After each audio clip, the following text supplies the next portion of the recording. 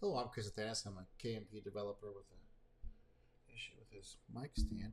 And that thing needs to be closed. And TechSport said they're coming Tuesday. So we're just going to hope they're coming. Today I'm going to be reacting to Robin He again. How to make your Micro-SaaS so good customers can't live without it. Now, me and Robin have been going back and forth in the comment section and reacting to my video, and I'm reacting to his video. It's like this react, but we're all kind of on the same level. We're just seeing different avenues in, and the cool thing about this Micro-Monopoly, which I'm calling it out because it's not really a Micro-SaaS. That's different. I think it's a different thing. Micro-Monopoly is more like local flavor or very deep niche. Using small teams. Like Micro-SaaS sort of implies a larger team, even though they say one or two people can run them. Most of them are not. This one is like 2 or 3 people with a Micro-Monopoly. I think you could dominate a local area or a deep niche. And okay, let's keep going. Imagine building a software so irresistible that customers cannot wait to buy it. A product that solves such a specific and burning problem that when your customers see it, they think, where have you been all my life? That's not just a dream. It's entirely possible with the right formula for Micro-SaaS success. Over my years of experience in business and engineering, I've distilled this formula into 6 powerful components. This isn't just theory. It's a battle-tested recipe that has helped entrepreneurs outside of the software industry build thriving and profitable businesses. In the next few minutes, I'm going to walk you through each element of this formula. You'll learn how to create a product your customers cannot live without and build a business that stand out even in the most crowded markets. But let's be real, your customers deserve so much more. And with this formula, you're going to give it to them. Yeah. In 2008, Kevin Kelly introduced the idea that to achieve success, you don't need millions of customers. Instead, you only need 1,000 true fans. True. I have actually tested this. This is a factual thing. If you get 1,000 people that really do like it, it takes a while. It might take a while. But if you can get them, you have a business for as long as you want to do it, really. As long as you're paying attention and listen to what they have to say, you got their ear. But what makes someone a true fan? Well, according to Kelly, it's someone who will purchase anything and everything you produce. They're the ones who drive hours to attend meetups, buy your limited editions, and passionately tell their friends about you. Sure. Here's the math. If each true fan pays $100 per month for your SaaS product, that's a $1,200 per year. And with just 100 true fans, this translates to an annual revenue of $120,000. So with an average SaaS multiple of 8 to 10x, this business is now worth around $1 million. Yeah. That's right. Yeah, so that's the idea. This is the idea that either you can continue to run the business because it's fun enough to run, or you go to the market, like one of these Micro-SaaS markets with the Micro-Monopoly will fit into that, of course. I'm just trying to differentiate the ideas here, because Micro-SaaS has been around for a while, but this Micro-Monopoly thing is new. Micro-SaaS still uses kind of the older technology. Micro-Monopoly is using this like KMP tech, where and seriously leveraging these AIs and trying to keep it as small as possible. You are a millionaire on paper. Yeah. So what does this mean for your Micro-SaaS strategy? Let's break it down. First, quality trumps quantity. Yes. So instead of chasing a large number of users, focus on finding and acquiring those high-value true fans who genuinely need your solution. Second, personal connection is your superpower. In Micro-SaaS, your small size allows you to engage with your users personally. Think of it like this. It's a difference between chatting with the owner of your local bakery versus being just another face in the cashier line at the big chain store. Authenticity is your secret weapon. Yeah, so that is a key point here. You do have to like your customers. You do have to like your niche. That's why it's important to actually like that thing, not just do it for the money because you can. I mean, for me, I really just like serving a customer. And I like to do it in a way that's surprising to them and fun. So I like to bring that. That's my flavor. Everyone has a different flavor they like to bring, but that's my flavor because that's the places I go that are like that. I'm super into, so that's what I know. Many users prefer supporting small but specialized businesses over faceless corporations. Your unique voice and personality can shine through in every interaction. Yeah, I put that into my the software company I ran.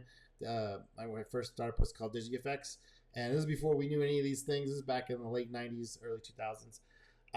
And yeah, I put my flavor, my feel, like the whole thing was my voice, like how the product, the moment they saw the product, the art direction, everything was like kind of like how I saw and what I like and and I talk to other people and what they showed me, and I was like, oh, that's cool, that's not cool, or that's kind of stuff like it's my flavor. And like I wrote the manuals, and when that was still a thing, it's fun. It's like that's not bad. It's if you like what you're doing, what you're into, it's not. It's actually joyful. Now let's shift gears and talk about a crucial concept in the Micro-SaaS world. It's not about being everything to everyone. It's about being everything to someone. Yeah. Being the specific thing to someone. I don't know everything, but like everything in that particular tiny little narrow niche. Yeah, where you're going after. Yeah, you have to serve them anything you can do to reduce the friction, make it easy for them. Do it. That's how your true fans find you. Your goal is to create a focus tool that solves a very specific problem for a very specific audience. Think of it as a digital precision medicine. Picture this scenario. You're at the doctor's office feeling under the weather. Would you prefer a general health drink or a specific cure for your illness? That's the key difference between a vitamin and a painkiller. And in the Micro-SaaS world, your product needs to be the painkiller. Yeah. But this is the thing. You have to actually, that's the thing, is this can't be a nice to have. It has to be this is really solving something for me that I can't find anything else that does it better, or the bigger players just aren't listening to my particular thing and aren't paying attention to what I need, or it's just completely being underserved. Like it was too expensive to run operations to serve that customer.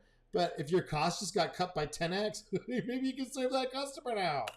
Let's make this concrete with an example. Say you're interested in the project management space. Here's what not to do. Don't build another general project management tool. Instead, get specific. Create a specialized tool for freelance graphic designers managing client revisions, wedding planners coordinating event details, or small bakeries scheduling custom cake. And not just a bakery, like a niche bakery or a niche, some kind of niche wedding, the niche you have to go. Like, and the question is, how far can you go down a niche? I don't know. I've seen businesses that go deep and start off at a deep niche, and they'll then branch out horizontally. They go into other niches that are in that same vertical because they know how to do it. So I've seen that happen. But getting a niche that works, you're already winning. Like having customers that pay you, they will actually so here's the thing, here's the secret. So at my DigiFX company, I was just listening to the thing that started it. I was just listening to my customers. I did these little experimental things that I didn't spend much time on them. They were kind of like throwaway, like just things that I was just playing with because I thought was interesting, which is a key, by the way. And I just throw these things out there, and I would wait to see. I did all kinds of games and all kinds of IQ tests, personality tests. I just tried a bunch of experiments, and I did not spend that much time on them. And that's another key point here is like, you don't want to spend time, because a lot of things your ideas are, people just don't care about. Like for me, a lot of stuff I'm into, people just don't care about. But there is an overlap. There's an overlap where people really care about something that I care about too. And so they'll actually tell you what they like and what they want. And once you hit something, once you give, like actually serving them, and they notice that you're paying attention because you're on the phone with them talking to them, right? Because you're making contact somehow, and they will tell you everything. Now they will try and get control of it, right? So you have to be careful about this. You don't want to completely serve every single whim of each customer. You do have to see how this will actually serve other customers too.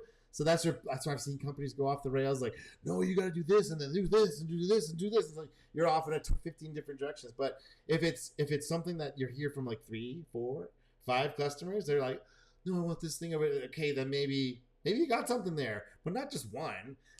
Okay, if they're the main investor, I guess you're gonna have to put it in there, right? Yeah, but if you're an investor, if there's something that you really want to do, if you're the main guy, well, no one's gonna really stop you. So. Yeah, so that's the key part is you do have to listen, and if you listen the right way, you can when you give the customer what they want the way they want it, they actually do something very strange. They buy it, and then they tell other people because it's so rare. Orders. Remember, the more specific, the better. Here's the cold hard truth: many first-time SaaS founders build nice-to-have tools, but in the micro-SaaS world, you need to be essential. You're not selling a general productivity boost. You're selling the solution to a burning problem. Yeah, so the general productivity tools are all available. Everybody uses a spreadsheet. Everyone has Microsoft Word. Everyone has a calendar, general calendar app. Everyone's got that stuff. Everyone already has this. They already have the email and stuff. But what you have to do it easier than that stuff, right? Something that's not as hard to maintain can be given to somebody else to manage. without having to be complicated or understand how the whole thing works. It can put the workflows for somebody else, that kind of stuff. Put it bluntly, in the micro-SaaS world, being a general vitamin is a death sentence. Your success hinges on being the exact painkiller your niche didn't even know they needed. Yeah, but you only find that out by knowing about your niche. So that's why having like a business partner, or if you see an underserved niche and you think I could probably do better than that. Now, the mistake that was done in the past is people go out and build the thing, thinking that just the build it and there it comes. Like, no, you do have to market test, and now the tools are available for market testing, which are not hard. It takes some time, it takes some effort. It's not gonna be just, but you're not gonna be building the whole app. You might build the UI. You might actually build the UI. You might build the web page. You might have an email list where people can sign up when they go to your site and they try and buy your product. That's not quite available yet. And then you know how many people are interested in this one versus this one versus this one versus this one. So you have multiple tests running at the same time. And then one's going to hit. Usually you find one out of like 5 or 6 or 7 or 8. Eventually one's going to hit. Be like, oh, well, that's interesting. I didn't think people needed pallet deliveries. They actually, want their recycled pallets to be picked up. I didn't know that was a possible business. Okay, or something like that, right? Now let's talk about a powerful concept from Peter Thiel, co-founder of PayPal. It's called the creative monopoly, and it's perfect for micro-SaaS. Thiel argues that competition isn't always beneficial. So this is where I'm getting this micro-monopoly idea from. It's from Peter Thiel, same guy. He picked it up on it. Like, yes, we're gonna go into a niche, and our costs are now lowered that we can do this, and we can do it efficiently and figure it out, and then grow it from there. In the micro-SaaS world, this translates to a powerful strategy. Go narrow, really narrow. Think about it. The SaaS market is extremely saturated. Everywhere you look at, there's another project management tool, another CRM, another analytics platform. But what happens when you narrow your focus to an incredibly specific niche? Suddenly, the playing field changes dramatically. Let's get specific. Imagine you create a SaaS tool specifically for managing inventory for artisanal cheese shops. I know it sounds absurdly specific, but that's exactly the point. In this super niche space, you're likely to have very few, if any, direct competitors. This approach aligns perfectly with Thiel's idea of creative monopolies. By solving a unique problem for a very specific audience, you're not just another player in a crowded market. You're the only player in your own market. The only player in your own market. So DigiFX, the things I was creating at the time, the tools, the little special effects tools, nobody had ever seen that stuff before. Or if they had seen it, it wasn't available for theirs. It was only for some other platform somewhere else that somebody else did. That didn't look like mine. Didn't look like my stuff. It didn't exist. I was like, okay, there we go. And nobody thought about even trying to do that. It was just too small. The stuff I was making, the tools were too small. A big company couldn't afford to make that stuff because they have 6 layers of management that need to go along with it. An investor and a board of directors and a VC crew over here that's like, we got to make profits and billions of dollars in 3 years. Otherwise, we're going to, like, no, none of that stuff. It's like, oh, I like this stuff. Do you guys like it? I think it's neat. I would like to help you out there if possible. If not, how about this other thing? How about this? Like, there's a lot of stuff. The benefits are huge. With fewer competitors, you can focus entirely on serving your niche. You're not constantly looking over your shoulder or getting caught up in a price war. Instead, you can dive deep into understanding the specific needs of cheese artisans and create a product that's truly irreplaceable to them. Exactly. Now that you have found your niche, it's time to really connect with them. Imagine being able to speak directly to their unique challenges. Struggling to compete with big online retailers? Our AI-powered recommendation engine helps you suggest the perfect books to your loyal customers. You're not just selling software, you're offering a lifeline to specific business type. This ultra specificity becomes your superpower. It's your competitive edge. While big players are trying to please everyone, you're solving very specific problems for a very devoted user base. Remember, in SaaS, people don't just buy features, they buy solutions. Yeah. So it's a solution. Forget features. Just focus in on the 20% that 80% of people are going to use. Forget about the 80% in the beginning, especially for your MVP. Focus on the solution. What problem are being solved? What little problem is being solved? To their problems. When you show that you truly understand their unique pain points of your niche, you're not just another option. You become the must-have tool. Yeah. By niching down, you're not limiting your market, you're dominating it. Think about it this way. Yeah. A dentist's office doesn't need all the features of full-scale hospital management system. They need a focused tool that understands the ins and outs of running a dental practice. That's your opportunity. This approach not only helps in product development, but also in marketing. When you know exactly who you're targeting, your messaging becomes crystal clear. You can use the language your users use, address the problems they face daily, and position your product as the solution they've been always. Yeah, so that's the thing. That's the thing. Although, so people are looking for these things. There's ways to find out. You can do keyword searches and add send searches. You can see what people are looking for in the particular niche that you're looking into, and see how popular it is. You can find out. It's not a mystery. A lot of stuff that was made in the ZERP environment that would just ended. A lot of those things people didn't know how to this was even necessary to do this research ahead of time. It wasn't even part of the radar. It's like, build it now, get it out before somebody else builds it. Searching for. When you're the sole viable option for customers, something magical happens. Your retention rates skyrocket. Think about it. Where else are they going to go? This isn't about monopolizing a market. It's about providing such exceptional value that alternatives pale in comparison. Higher customer lifetime value is a massive competitive advantage in the SaaS world. It means you can afford to spend more on acquiring each customer, knowing they'll stick around longer. Right, because you're not trying to do this nationwide marketing thing or do some broad-based thing. You're doing some very tiny little particular thing, and because the cost just got lowered using KMP, it becomes possible to deploy on all the platforms that are needed without having a team of 55 people. It means more stable, predictable revenue, and it means you can focus on deeply serving your niche instead of constantly chasing new customers. Right. But here's the real kicker. This approach scales better than you might think. Imagine you've created the go-to inventory management system for artisanal cheese shops. Once you dominate this niche, you can reuse your code to expand to other specialty food shops, each time being the only tailored solution. Yeah, going horizontal. Now that's going to dedicate. You have to have a dedicated person like you that got down to the artisanal cheese. You're going to have to find somebody that's totally into the XYZ thing, because without that voice, without that person, this micro niche stuff doesn't work. You can't. That's the competitive moat, right? That I know the developer, I know the guy that's running the business. He calls me, I have on email, I can talk to him about my problems. That's the special sauce. So you can't just outsource it. You have to find someone that's into it. For that specific market. To make this work, you need to go all in on your niche. Become the absolute expert in your chosen micro market. Understand their problems better than they do. Yeah. Speak their language fluently. Make your product feel like it was built just for them because, well, it was. Yeah.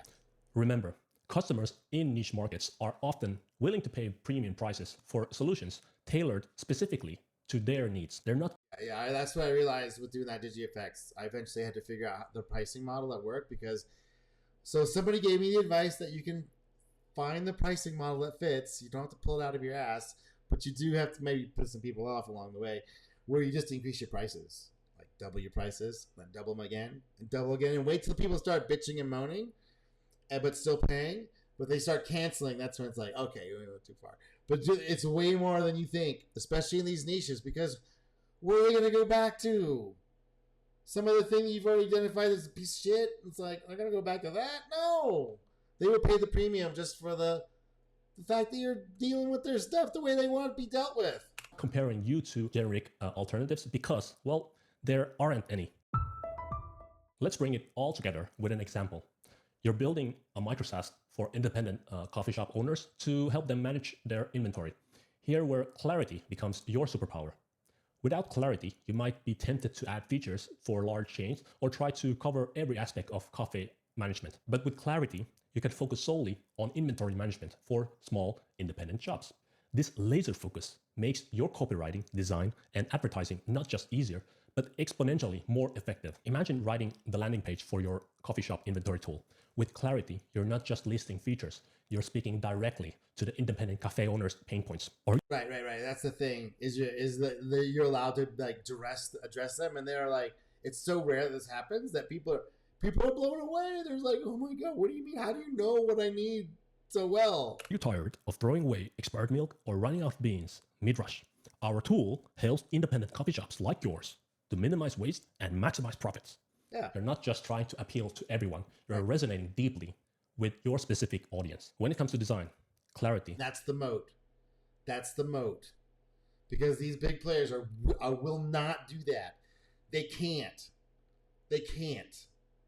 It takes a special person that's going to want to do this. It takes a special person that has an idea of a niche, who's willing to go explore these things, or has one already. That's the moat. Is your North Star. You're not creating complex dashboard with hundreds of features. Instead, you're designing an intuitive interface that a busy barista can navigate while brewing a latte. Every button, every color serve a purpose, making the user's life easier. Yeah. With super niche product, your advertising becomes laser focused. You're not wasting budget on broad keywords like business software. Instead, you're targeting phrases like indie coffee shop inventory management or cafe stock control. Your ads speak directly to your niche. So those are the things you want to search those keyword terms for the niche you're going into and see what the competition is like in your local, in the area you're choosing to go into, or the part of the world. Like, we can find out things ahead of time. But also, that's just one. That's like the external way. But the better is to have some sort of inside knowledge from somebody that's working in that business. And the only way to find that, I know developers, I know you hate this part, but you actually have to go talk to people. But people like me who like to talk to people and figure out what their business is so I can serve them better, I love it. It's super fun. I dig it. I don't understand why people don't like to do this, because when you actually serve them and give them what they want, and then they're just a customer and you're like listening to them, it's so rare. Increasing relevance and reducing wasted ad spend. In the world of Micro-SaaS, clarity in one area creates a domino effect. Your focused copywriting informs your streamlined design. Your purposeful design shapes your targeted advertising. Everything aligns to serve your specific niche, creating a powerful, cohesive product that stands out in a crowded market. Hope that helps you to build a life-changing business.